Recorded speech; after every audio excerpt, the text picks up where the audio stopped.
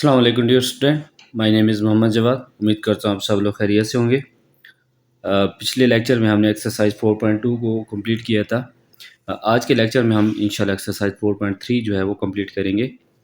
तो एक्सरसाइज 4.3 जो है वो हमारे पास है, find the HCF of the following monomial. ठीक है, यानी कि 4.3 एक्सरसाइज जो है वो रिलेटेड टू है एचसीएफ। तो एक्सरसाइज करने से पहले हमें तो ये इन्फॉर्मेशन होनी चाहिए कि एचसीएफ होता क्या है। ठीक है, तो उसके लिए थोड़ी सी बेसिक एग्जांपल कर लेते हैं, क्योंकि ऑलरेडी आप लोगों ने जो छोटे ग्रेड की जो क्लासेस थी, मतलब 5 6, उसमें एचसीएफ जो है किया था। लेकिन उसमें एचसीएफ जो आपने किया था वो सिंपल नंबर्स वाला था। जिस तरह फॉर एग्जांपल अगर हमारे पास एक 6 है और 9 है, ठीक है ये दो नंबर्स हैं, इनका एचसीएफ क्या हो, किस तरह पता चलेगा। अब ये दोनों नंबर्स देखें कि किसके टेबल में आ रहे हैं, यानी कि ऐसा नंबर जिसके टेबल में ये दोनों आ रहे हैं। तो 2 के टेबल में 6 आ रहा है लेकिन 9 नहीं आ रहा। ठीक है, इसी तरह 3 के टेबल में 6 भी आ रहा है, 9 भी आ रहा है। इसके अलावा 3 के अलावा जो है वो कोई ऐसा नंबर नहीं है जिसका टेबल में ये दोनों आ रहे हैं। तो इसका मतलब एचसीएफ जो है इसका क्या है, 3। ठीक है, इसका और तरीका भी है कि अगर हम इसकी फैक्टराइजेशन कर लें, 2 3 6 और 3 1 3, तो 2 मल्टीप्लाई बाय जो 6 के होंगे वो 2 मल्टीप्लाई बाय 3 होंगे, और 9 की फैक्टराइजेशन कर लें तो हमारे पास आ जाता है 3 3 9, यानी कि 3 इंटू 3। तो ये जो कॉमन होते हैं ये हमारे पास क्या होते हैं, कॉमन जो फैक्टर्स होते हैं वो हमारे पास एचसीएफ में आ जाते हैं। लेकिन ये तो सिंपल नंबर्स हैं। ठीक है, हमारे पास इस तरह के क्वेश्चन आएंगे जिसमें ये नंबर्स भी होंगे लेकिन उसमें साथ वेरिएबल्स भी होंगे। अगर फॉर एग्जांपल ये होता इस फॉर्म में एक्स स्क्र कॉमा 9x, ठीक है, तब हमारे पास जो है वो क्या चाहिए, एक तो 3 आता है एचसीएफ में। तो दूसरा देखें, अगर हम देखें तो यहाँ पे 6x² है, यहाँ पे सिर्फ x है। ठीक है, तो x जो है वो एक दफ़ा आ रहा है, x² जो है वो 2 दफ़ा आ रहा है। अगर हम इसको इस फॉर्म में लिख लें, 6 के फैक्टर्स तो हमें पता है 2 मल्टीप्लाई बाय 3, और x को स्क्वायर है तो इसको हम 2 दफ़ा लिख दें। इसी तरह 9 के फैक्टर्स का भी पता है, हमें अभी फाइंड किया, और x को एक दफ़ा लिख। अब देखें इसमें एक कॉमन जो आ रहा है वो 3 है और एक कॉमन जो है वो x है। तो इसका मतलब इसका एचसीएफ क्या आ गया, 3x। ठीक है, इस टाइप के क्वेश्चंस आएंगे जो कि हम अभी आगे करेंगे। ठीक है, और अगर यहाँ पे y होता, यहाँ पे वाई स्क्वायर होता तो तब भी हम देखते। तो इसमें y, ये बेस है, ये बिल्कुल आसान तरीका है कि हम हर वैल्यू को अलग-अलग करके लिख दें। ठीक है, क्योंकि आपका 9th लेवल है तो इसलिए आपने थोड़ा सा जल्दी करना है, यानी कि शॉर्टकट लेके आना है, डायरेक्ट देखना है कि कौन सी वैल्यूज़ हैं। ठीक है, ये मैं समझाने के लिए आपको ये इस तरह का मेथड करवा रहा हूँ। तो ये वाई स्क्वायर है, तो वाई स्क्वायर को हम एक दफ़ा आ रहा है, तो इसका मतलब अब इसका एचसीएफ क्या होगा, 3x। ठीक है, इसी तरह हमने वैल्यूज़ जो है वो निकालनी है। हाईएस्ट कॉमन फैक्टर, यानी कि ऐसा नंबर बताना है जो सबसे बड़ा हो और उसके टेबल में ये जो उस नंबर के अलावा जो है कोई और ऐसा नंबर नहीं आ रहा जिसके टेबल में ये सारे नंबर आ रहे हैं, या अल्फ़ाबेट है, वेरिएबल, कुछ भी। ठीक है, तो एक्सरसाइज के ऊपर जाते हैं। अब सबसे पहले जो एक्सरसाइज का क्वेश्चन नंबर 1 है वो हमारा बुक के ऊपर ही सॉल्व होने वाला है, जो कम्प्लीटली जो है वो टेबल टाइप का है, और हम इसको यहीं पे ही सॉल्व करेंगे। ठीक है, अब हमारे पास मोनोनोमियल्स गिवन है। मोनोनोमियल्स पिछली वीडियो में भी मैंने बताया था कि मोनोनोमियल जो होते हैं वो इसमें एक की टर्म आ रही होती है। ठीक है, बाइनोमियल में 2 आती है, ट्राई में 3 आ रही होती है। ठीक है, अब देखें इसमें हमारे पास क्वेश्चन है 16p³ क्यू 9p² r। ठीक है, अब इन्होंने अलग-अलग पूछा है कि हमारे पास एचसीएफ न्यूमेरिकल कोफिशिएंट क्या है, एचसीएफ p क्या है, एचसीएफ q क्या है, एचसीएफ r क्या है, और रिक्वायर्ड एचसीएफ, यानी कि सारों को मिला के इधर हमने लास्ट जो रिजल्ट लिखना है वो सारे जो कॉमन फैक्टर होंगे वो लिख देंगे। अब देखें 16 और 9, 16 2 के टेबल में आता है, 9 जो है वो 2 के टेबल में नहीं आता। अब अगर हम 3 के साथ देखें तो 3 के टेबल में 9 आता है, 16 नहीं आता। ये दोनों जो हैं वो किसी के टेबल में नहीं आ रहे, तो इनका एचसीएफ जो होगा जिसके साथ कोई कॉमन नहीं है उसका एचसीएफ 1 होता है। ठीक है, यानी कि एचसीएफ और न्यूमेरिकल कोएफिशिएंट इज़ 1। उसके बाद पी का देखें तो पी में यहाँ पे लिखा हुआ है पी और यहाँ पे लिखा हुआ p³। ठीक है, यानी छोटी वैल्यू जो है पी है और पी के टेबल में p³ आ रहा है, लेकिन p³ के टेबल में p जो है वो नहीं आ रहा। ठीक है, तो यानी कि 1 जो है वो 3 में आ रहा है लेकिन 3 जो है 1 में नहीं आ रहा। तो इसका मतलब p जो है वो हमारा कॉमन है। इसी तरह क्यू को देखें तो यहाँ पे एक क्यू है, यहाँ पे 2 क्यू है, तो इसका मतलब एक क्यू जो है वो हमारा कॉमन है। इसके बाद आर को देखें तो आर जो है वो यहाँ ना यहाँ पे यहाँ पे नहीं है, लेकिन यहाँ पे तो इसलिए इसका जो है वो कोई एचसीएफ ऑफ आर जो है होगा भी नहीं। आप सिर्फ स्लैश लगा दें या नो लिख दें, कोई भी। रिक्वायर्ड एचसीएफ में हमने इन सारों को इकट्ठा लिख देना है, तो आप इसमें 1 को जो है ना भी लिखें तो कोई बात नहीं, पी क्यू जो है वो हमारा एचसीएफ है। फर्स्ट पार्ट हो गया। उसके बाद सेकंड में भी इसी तरह है, उसमें भी पहले नंबर्स देखते हैं, न्यूमेरिकल कोफिशिएंट 10, 5, 15। अब सबसे छोटा नंबर 5 है और 5 के टेबल में 10 भी आ रहा है और 15 भी आ रहा है। इसके अलावा कोई ऐसा नंबर नहीं है, हाईएस्ट ऐसा नंबर नहीं है जिसके टेबल में ये तीनों आ रहे हो, ठीक है। तो फर्स्ट जो वैल्यू होगी वो 5 जो है कॉमन है। उसके बाद पी को देखें तो पी यहाँ पे क्यूब है, यहाँ पे पी स्क्वायर है और यहाँ पे पी स्क्वायर है, ठीक है। छोटी वैल्यू जो है वो पी स्क्वायर वाली है कोफिशिएंट के साथ, उसके साथ एक्सपोनेंट के साथ, तो पी स्क्वायर इसका कॉमन आ जाएगा। उसके बाद क्यू को देखें तो क्यू यहाँ पे क्यू स्क्वायर है, यहाँ पे सिंपल एक क्यू है और यहाँ पे भी एक क्यू है, तो इसका मतलब एक क्यू जो है वो हमारा कॉमन है। उसके बाद आर को देखें तो आर यहाँ पे सिंगल आ रहा है, यहाँ पे भी सिंगल आ रहा है, यहाँ पे आर स्क्वायर है, इसका मतलब आर जो है वो हमारा कॉमन है। तो अभी आपको रिक्वायर्ड एचसीएफ क्या आ जाएगा 5, इन सारों को इकट्ठा करके लिख दें 5 P square Q and R, ये रिक्वायर्ड जो है एचसीएफ आ गया। उसके बाद लास्ट पार्ट है इसका, इसमें 4 वैल्यूज हैं। 4 वैल्यूज में देखें 14, 28, 7, 21, ठीक है। सबसे छोटा नंबर 7 है, चेक करें इसके टेबल में ये आते हैं 7 2 ज़ार 14, 7 4 ज़ार 28, 7 3 ज़ार 21, यानी कि 7 के टेबल में ये तीनों आ रहे हैं। तो इसका एचसीएफ जो न्यूमेरिकल वैल्यू होगी वो 7 है। इसके बाद पी को देखें तो यहाँ पे पी की पावर 4 है, यहाँ पे पी की पावर 3 है, यहाँ पे पी की पावर 2 है, यहाँ पे भी पी की पावर 2 है, तो इसका मतलब पी की पावर 2 जो है वो कॉमन आ रहा है। उसके बाद क्यू देखें तो यहाँ पे क्यू है, यहाँ पे भी क्यू है, यहाँ पे भी क्यू है, यहाँ पे क्यू स्क्वायर है, तो क्यू जो है वो हमारा कॉमन आ रहा है। इसी तरह आर को देखें तो यहाँ पे आर की पावर 4 है, यहाँ पे आर की पावर 2 है, यहाँ पे आर की पावर 2 है, यहाँ पे आर की पावर 4 है, तो इसमें कॉमन कौन सा आ रहा है आर स्क्वायर, यानी कि हमने चारों में देखना है कि चारों में जो चीज़ आ रही है या अब इसका रिक्वायर्ड ऐसे अब आ जाएगा हमारे पास P square Q R square, ठीक है, ये आ जाएगा। ये हमारे पास फर्स्ट जो क्वेश्चन का ए पार्ट है वो कंप्लीट हो गया। सिंपल था कि हमने जस्ट इसको बताना है कि ऐसे इसका क्या। अब आगे वाले पार्ट्स भी इसी तरह ही हैं। इसमें लिखा हुआ है कि if all common factor with least power of 3 unknown polynomials are, ठीक है, 2 का square 3 P Q and P plus Q, then what will be the their HCF, यानी कि उन्होंने कहा है कि हमारे पास 3 अननोन पोलिनोमियल्स हैं। पोलिनोमियल्स बहुत हैं जिसमें मतलब लाजमी नहीं कि एक टर्म हो, 2 टर्म हो, कुछ भी टर्म हो सकती हैं, 3 भी हो सकती हैं, 4 भी हो सकती हैं। अननोन है जो कि हमें नहीं पता, लेकिन उन्होंने हमें ये बता दिया कि उसके जो कॉमन फैक्टर्स हैं ना वो ये वाले हैं सारे, ठीक है, तीनों के। तो हमें पता है कि जब हम ये कॉमन फैक्टर्स लिखते हैं तो जब हम एचसीएफ में लिखते हैं तो ये सारे कॉमन फैक्टर जो है इकट्ठे हो जाते हैं। तो इसका मतलब ये जो कॉमन फैक्टर्स हैं ये सारे इकट्ठे हो जाएंगे।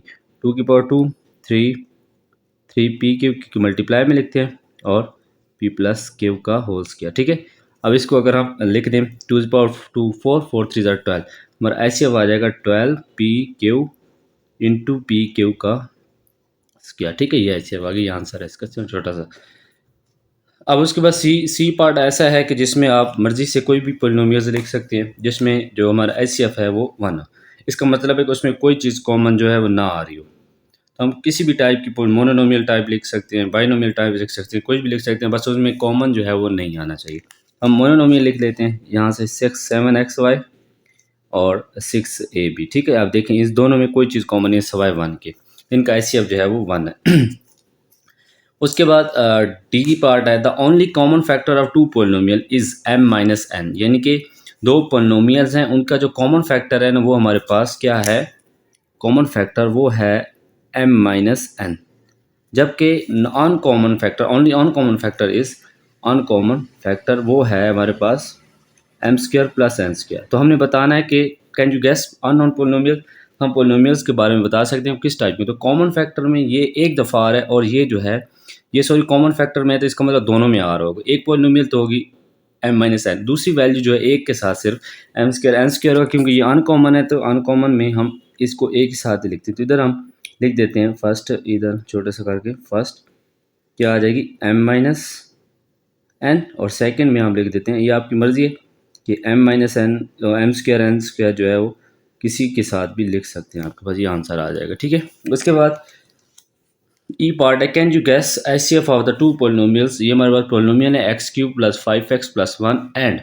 1 plus 5x plus X cube without any procedure. तो ये 2 पोलिनोमियल्स हैं, तो इन पोलिनोमियल्स को थोड़ा सा कंपेयर करें तो यहाँ पे भी एक्स क्यूब है, यहाँ पे भी एक्स क्यूब है, यहाँ पे भी 5x है, यहाँ पे भी 5x है, यहाँ पे 1 है तो यहाँ पे भी 1 है, ठीक है। यानी कि इन्होंने थोड़ी सी तरतीब चेंज कर दी जबकि पोलिनोमियल वही है। तो सेम पोलिनोमियल है, तो सेम पोलिनोमियल में दोनों जो है आपस में कॉमन है, इसका मतलब इसका एचसीएफ जो है वो क्या आ जाएगा विदाउट प्रोसीजर उन्होंने कहा है, हम डायरेक्ट लिख देंगे 5x plus 3x³ plus 5x+1। तो ये हमारा HCF आ गया। अब अगले जो क्वेश्चन है वो हमने सॉल्व करके ही करने हैं, वो हम बुक पे नहीं कर सकते, ठीक है। उनमें क्या है कि find the HCF of the following by factorization जो कि आप 4.1 4.2 में कर चुके हैं। तो हमें सिंपल इनके फैक्टर्स बनाने और जो कॉमन होंगे वो लिखते जाना है, ठीक है। बेसिक बहुत ही आसान क्वेश्चन है। आप फर्स्ट एक्सरसाइज जो दो थी वो हमारे पास थोड़ी सी मुश्किल थी, मतलब थोड़ी सी लेंथी भी थी, हमारे लिए नहीं थी। तो इसलिए अब जो अगली एक्सरसाइज जितनी भी आएंगी उसमें सारों में वही प्रोसेस यूज़ होना है जो कि 4.1 एंड 4.2 में यूज़ हुआ है। चलें तो क्वेश्चन करते हैं, शुरू करते हैं। हाँ जी, क्वेश्चन नंबर 2 है। फर्स्ट हमने बुक के ऊपर ही कर लिए। अब क्वेश्चन नंबर 2 में हमारे पास दो वैल्यूज़ दी हुई हैं, एक है x+y का होल स्क्वायर एंड एक है x² माइनस वाई स्क्वायर, ठीक है। अब इसका हमने HCF निकालना है। तो सबसे पहले हम x+y को जो है फैक्टराइज करेंगे, जबकि ये स्क्वायर है तो हमने फैक्टर्स में हमने देखा है कि हम जब फैक्टर्स लिखते हैं तो उसमें स्क्वायर्स वगैरह कुछ भी नहीं लिखते, हम इसको 2 दफ़ा लिख देंगे x+y। इसको आपने ओपन नहीं करना, जस्ट आप इसको इस फॉर्म में लिखेंगे, फैक्टर्स की फॉर्म में। और x² माइनस वाई स्क्वायर, तो ये हमारे पास फार्मूला बनता है a² माइनस b² यानी कि a+b एंड a-b। तो ये बस x से चेंज हुआ तो इसको हम लिख देंगे x+y and x minus Y, ठीक है। अब ये इसके फैक्टर आगे, ऊपर वाले के फैक्टर आगे, तो HCF हमारा क्या आ जाएगा। अब देखें HCF आपको सही नज़र आ रहा होगा, x+y जो है वो दोनों में आ रहा है। ब्रैकेट वाली वैल्यू देखनी कॉमन कौन सी आ रही है, तो x+y जो है हमारा HCF आ गया, ठीक है। बेसिक कोई इतना मुश्किल नहीं। उसके बाद थर्ड है, इसमें भी इसी तरह a-b का क्यूब है, तो इस क्यूब को हम चेंज कर देंगे 3 वैल्यूज़ में। स्क्वायर होगी तो 2 और क्यूब है तो उसको 3, a-b एंड a-b, ठीक है, ये आ गया। उसके बाद हमारे पास है a² माइनस 2 है। अब ये देखें, ये सिर्फ उन्होंने फार्मूला लिख दिया है। अब इसको, ये तो फार्मूला देख के आप बता सकते हैं कि ये जो है a-b का होल स्क्वायर है, तो आप इसको डायरेक्ट लिख दें a-b होल स्क्वायर, ठीक है। और इस होल स्क्वायर को हम लिख सकते हैं a-b इंटू a-b। अब इसका लास्ट स्टेप HCF जो है वो आपको नज़र आ रहा है, क्या है, a-b, एक ये कॉमन है, एक a-b ये कॉमन है, एक जो है a-b वो अनकॉमन है जो कि फर्स्ट है। तो हम इसको इस फॉर्म में भी लिख सकते हैं a-b स्क्वायर, ठीक है। ये हमारे पास HCF आ गया, ठीक है। उसके बाद हमारे पास है फोर्थ क्वेश्चन। इसमें देखें तो हमने कुछ प्रॉपर्टीज पढ़ी थी कि सबसे पहले जब भी हम फैक्टराइजेशन करें तो हम देखना चाहिए कि उसमें कोई चीज़ कॉमन तो नहीं आ रही, ठीक है। तो अब देखें, इस पर कोई फार्मूला तो नहीं अप्लाई हो सकता क्योंकि यहाँ पे a³ है, यहाँ पे सिंपल b है, ठीक है। उसी में भी इसी तरह, तो हम इसके ऊपर चेक करें तो अगर हमारे पास ये वैल्यू लिखी हुई है, इसमें देखें तो अगर a-b जो है, a कॉमन आ रहा है और b भी जो है वो कॉमन आ रहा है, तो a-b कॉमन ले लें क्योंकि फैक्टराइज कर रहे हैं, तो अंदर आ जाएगा a² माइनस b², ठीक है। अब ये तो आपको पता है कि a² माइनस b² किसकी इक्वल होता है, a+b एंड a-b, ठीक है। अब इसका HCF लिख दें तो वो आ जाएगा हमारे पास, सॉरी अभी दूसरी फैक्टराइजेशन करनी है। अच्छा, a5 b² माइनस a², इसमें भी हमारे पास कॉमन आ रहा है, तो क्या चीज़ कॉमन आ रही है हमारे पास, यहाँ पे a² और b² जो है वो कॉमन आ रहा है, ठीक है, क्योंकि स्मॉल वैल्यू जो है वो एक्सपोनेंट की स्क्वायर वाली है दोनों में। तो ये आ जाएगा अंदर, a5 है तो 3 आ जाएगा, b² ऑलरेडी बाहर आ गया और b3 आ जाएगा। अब इसके ऊपर भी फार्मूला हम अप्लाई कर देंगे और ये लिखा हुआ भी फार्मूला, और इस a-b को हम लिख सकते हैं, a-b² को हम लिख सकते हैं, a² b² को 2 दफ़ा लिख दें, a-b और a-b। तो इसके ऊपर फार्मूला अप्लाई करें तो a³ माइनस b³ वाला फार्मूला होता है a-b a² plus a-b plus b², ठीक है। ये इसकी फैक्टराइजेशन होगी। और इसके बाद इसका जो HCF आ जाएगा वो आ जाएगा हमारे पास, एक a-b कॉमन आ रहा है, एक a-b जो है वो अनकॉमन है, और a-b जो है वो दोनों में कॉमन आ रहा है। ये हमारे पास HCF आ गया, ठीक है। अब सिंपल उन्होंने फार्मूले ही लिखे हुए थे, उन्हीं को जो है उन्हीं में से HCF निकाला। तो इसके बाद फिर फिफ्थ वाला क्वेश्चन जिसमें उन्होंने कुछ वैल्यू दी हुई है। फर्स्ट जो क्वेश्चन पर वैल्यू है वो है x² माइनस 49, ठीक है। अब x² जो है वो x का स्क्वायर होता है, और आपको 7 वाला टेबल तो आता होगा, तो 749 जो है वो 7 का स्क्वायर होता है, ठीक है। a² माइनस b², अब इसके फैक्टर्स लिख दें, x+7 एंड x-7, ठीक है, ये हो गया कंप्लीट। अब उसके बाद इसको हम अगर देखें तो ये हमारे पास एक क्वाड्रेटिक टाइप इक्वेशन आ रही है। तो इसमें ए स्क्वायर है लेकिन बी स्क्वायर की जगह जो है -21 है, जो कि कंप्लीट स्क्वायर नहीं है। तो इसको हम सॉल्व करने के लिए क्या करते हैं, मिड टर्म ब्रेक करते हैं। ठीक है, तो 21 है, 21 के फैक्टर्स बनाए तो हमारे पास आते हैं 7 3 21 एंड 7 -3 जो है वो 4 आता है। जबकि हमें -4 चाहिए तो हम 7 के साथ जो है वो -4 लगाएं, सॉरी माइनस लगाएंगे। 7x + 3x -21। ठीक है, अब यहाँ से फैक्टर्स बना लें, x कॉमन ले लें तो अंदर आ जाएगा -7 + 3 कॉमन ले लें x -7। ठीक है, तो इसके फैक्टर्स आ जाएंगे x -7 एंड x + 3। अब ये कॉमन इसके फैक्टर्स आ गए, ये इसके फैक्टर्स आ गए। तो एच सी एफ यहाँ पे मैं लिख लेता हूँ, H C F is equal to x -7। ठीक है, ये इसका एच सी एफ है, ये सिंपल है। उसके बाद हमारे पास क्वेश्चन नंबर जो है वो है 6, इसके 9 ही क्वेश्चन है, इतनी ज़्यादा लेंथ ही नहीं है एक्सरसाइज। 6 में भी हमारे पास दो क्वाड्रेटिक इक्वेशंस दी हुई हैं, तो इसमें स्क्वायर देखे नहीं बन रहा, तो हम इसके ऊपर डायरेक्ट जो है वो मिड टर्म ब्रेक जो है वो लगाएंगे। पहले हम लिखेंगे 12x² + x -1। ठीक है, अब देखिए 12 1 ज़ा 12 होता है और 4 3 ज़ा जो है वो 12 होता है, क्योंकि ये ऑलरेडी आपने फैक्टर्स बनाए हैं, जो मैं ये जल्दी जल्दी से ही कर रहा हूँ। ठीक है, 4x - 3x, तो 4 - 3 जो है वो 1 होता है और 4 3 ज़ा 12 होता है। ठीक है, -1। अब इन दोनों में देखें क्या चीज़ कॉमन आ रही है, 4 के टेबल में 12 भी आता है और 4 भी आता है, तो 4 कॉमन और x जो है वो स्मॉल है कॉमन। 3x + 1 यहाँ से माइनस कॉमन लेंगे, 3x + 1। ठीक है, और लास्ट फैक्टर्स आ जाएंगे 3x + 1 एंड 4x - 1, ये इसके फैक्टर्स आ गए। उसके बाद सेकंड वैल्यू है हमारे पास 15x² + 8x + 1। ठीक है, अब 15 1 ज़ा 15 होता है, तो इसके सिंपल बने हुए हैं 3 5 ज़ा 15। ठीक है, 15x², क्योंकि फर्स्ट और लास्ट मल्टीप्लाई होता है तो इधर 1 है इधर 15 है तो वो 15 हो जाएगा, +5x + 3x। ठीक है, +1। तो यहाँ से हम 5x कॉमन ले लेंगे, क्योंकि 5 के टेबल में 15 भी आता है और x जो है वो भी कॉमन है, तो 3x + 1 और यहाँ से हम कॉमन ले लेंगे 1, क्योंकि इसमें कोई चीज़ कॉमन नहीं आ रही तो हम इसमें 1 कॉमन ले लेंगे। तो 3x + 1 ये कॉमन आ गया, 5x + 1 ये आ गई वैल्यू। ठीक है, ये फैक्टर्स आ गए, ये फैक्टर्स आ गए और ये फैक्टर्स आ गए, इसका एचसीएफ हमारे पास आ जाएगा 3x + 1। ठीक है, ये एचसीएफ आ गया। उसके बाद 7 वाला क्वेश्चन वो भी इसी तरह ही है फार्मूले वाला। अब इसमें जो वैल्यू लिखी हुई है c² x² है। ठीक है, तो अब इसको अगर हम देखें तो इसको हम इस फॉर्म में लिख सकते हैं, c² x² को cx का होल स्क्वायर। ठीक है, और d का स्क्वायर। तो ये चीज़ हमें पता है कि अगर स्क्वायर्स हों तो 2 दफ़ा, तो उसको हम लिख सकते हैं cx एक दफ़ा प्लस में और एक दफ़ा cx + d and cx - d, ये आ गया। अब इस तरह ये वाली वैल्यू जो है ये हमारे पास है कि ac² - bcx। अब इस पे देखें ना मिड टर्म ब्रेक हो रही है, ना इसके ऊपर कोई फार्मूला अप्लाई हो रहा है, ना इसके ऊपर क्यू वाला फार्मूला, कुछ भी नहीं अप्लाई। ठीक है, हम देखें तो अगर फर्स्ट 2 में से कॉमन ले लें और सेकंड 2 में से कॉमन ले लें तब हमारे पास कुछ ना कुछ आ जाएगा। तो यहाँ से अगर हम फर्स्ट 2 में से देखें तो हमारे पास c एक कॉमन आ रहा है और x जो है वो दोनों में कॉमन आ रहा है। ठीक है, यानी कि ये मिड टर्म ब्रेक ऑलरेडी बनी हुई है, आप ऐसे समझ लें। तो cx कॉमन ले लें तो अंदर आ जाएगा ax - b। ठीक है, और अगली वाली वैल्यू में से भी हम क्या चीज़ कॉमन ले सकते हैं, सिर्फ d ले सकते हैं common.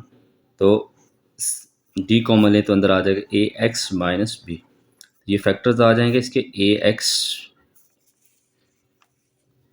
- b and cx + d। ठीक है, तो HCF हमारे पास क्या आ जाएगा, cx + d, ये हमारे पास HCF आ गया। दोनों में कॉमन है cx + d, cx + d। उसके बाद 8th वाला जो है वो हम सॉल्व करें, इसमें 3 टर्म्स आ गई, तो आपने ये टेंशन नहीं लेनी कि 3 टर्म्स आती, इसका कोई और तरीका हो, इसका भी वही तरीका है।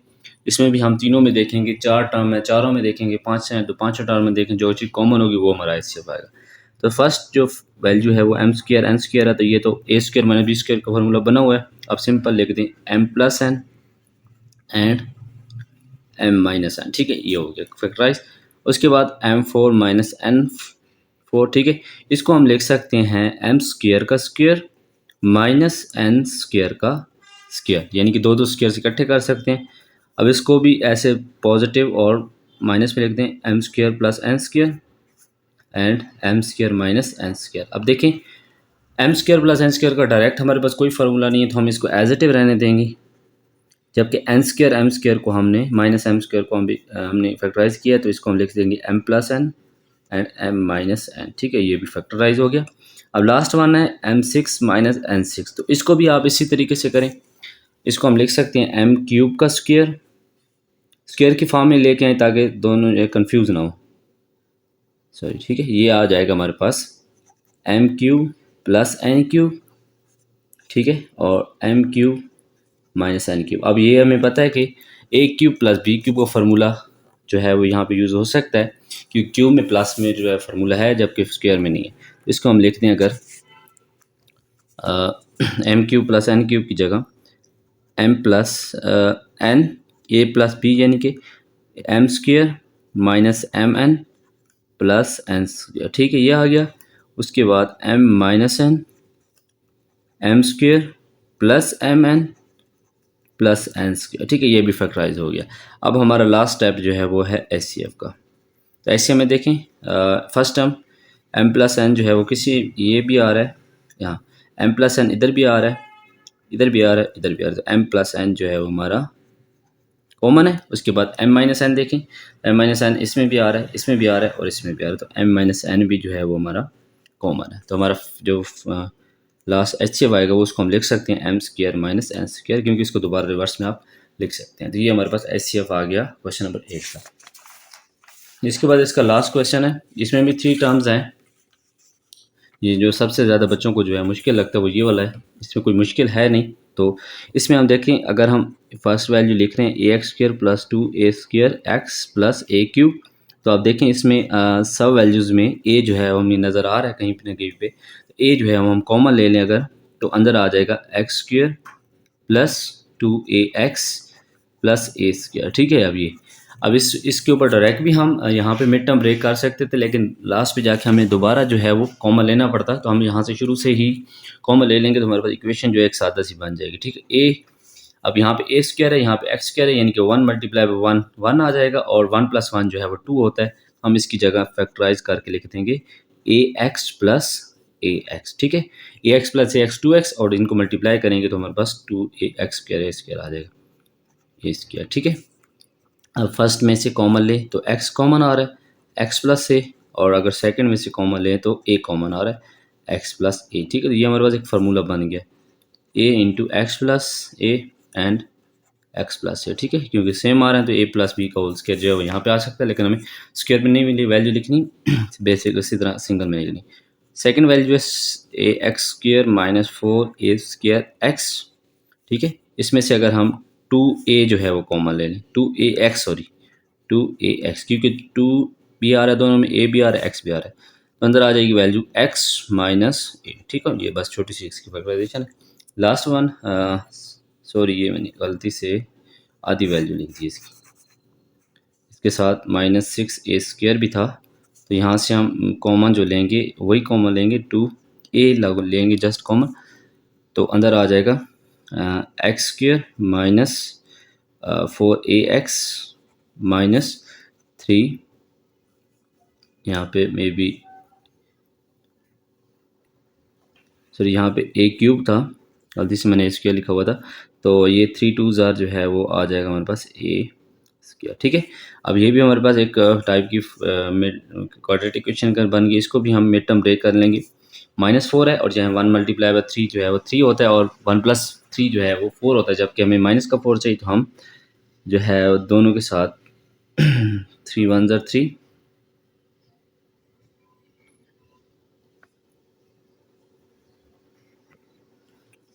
यहाँ पे 2 है, ठीक है। -3 मल्टीप्लाई बाई 1 जो है वो -3 होता है, और अगर हम 3 में से 1 माइनस कर दें तो हमारे पास 2 आ जाता है, जबकि हमें -2 चाहिए, तो हम 3 के साथ जो है वो माइनस लगाएंगे और 1 के साथ जो है वो प्लस लगाएंगे, ठीक है, 3a स्क्वायर। अब यहाँ से अगर हम फर्स्ट वैल्यू में देखें तो x कॉमन आ रहा है, x माइनस 3a, और सेकंड वैल्यू में से हमारे पास ए कॉमन आ रहा है एक्स माइनस 3, ठीक है। 2a ब्रैकेट के अंदर 3x-3a एंड x प्लस ए। अब इनका लास्ट टर्म जो है वो हमारे पास रहती है, वो हमारे पास है 3ax plus A square whole square. तो इस 3 को एज इट इज रहने दें, जबकि होल स्क्र है तो इसको हम 2 दफ़ा लिखते हैं, अगर A X plus A square and A X plus A square. अब देखें दोनों टर्म्स के अंदर ए जो है वो कॉमन आ रहा है, तो इसका ए कॉमन ले लें तो अंदर आ जाएगा एक्स प्लस ए, इसका ए कॉमन ले लें तो हमारे पास आ जाएगा एक्स प्लस ए, ठीक है। तो अब इस ए को भी शुरू में ले आएँ तो ए डॉट ए लिख दें ताकि हमारे पास है ऐसे हम अच्छे तरीके से उसका निकाल लें, ठीक है। ये फैक्टराइज हो गया, इसके फैक्टर्स आगे ए है, ये 9 नहीं है। तो एचसीएफ में देखेंगे हम, सबसे पहले हम चेक करते हैं ए इधर आ रहा है, इधर भी ए आ रहा है, इधर भी 2 ए आ रहे हैं, तो हम एक ए जो है हमारा कॉमन में आ जाएगा, ठीक है। उसके बाद टर्म्स देखें, एक्स प्लस ए इधर आ रहा है, इधर भी एक्स प्लस ए आ रहा है और यहाँ पे भी एक्स प्लस ए आ रहा है, तो ये एक्स प्लस ए जो है वो हमारा कॉमन। उसके अलावा कोई कॉमन नहीं आया तो हमारा ए इंटू एक्स जो है, एक्स प्लस ए जो है वो ऐसे है, ठीक है। तो ये थी हमारी एक्सरसाइज 4.3 जो कि नहायत ही आसान है, कोई इतनी मुश्किल नहीं। जस्ट आपको फैक्टराइजेशन थोड़ी बहुत आती हो तो आप आराम से इसको सॉल्व कर पाएंगे। इंशाल्लाह नेक्स्ट लेक्चर में हम एक्सरसाइज 4.4 करेंगे जो कि वो भी इसी के रिलेटेड है, मिलती जुलती एक्सरसाइज है, उसमें भी ऐसे वगैरह फाइंड करना है। तो तब तक दीजिए इजाज़त, अल्लाह हाफ़िज़।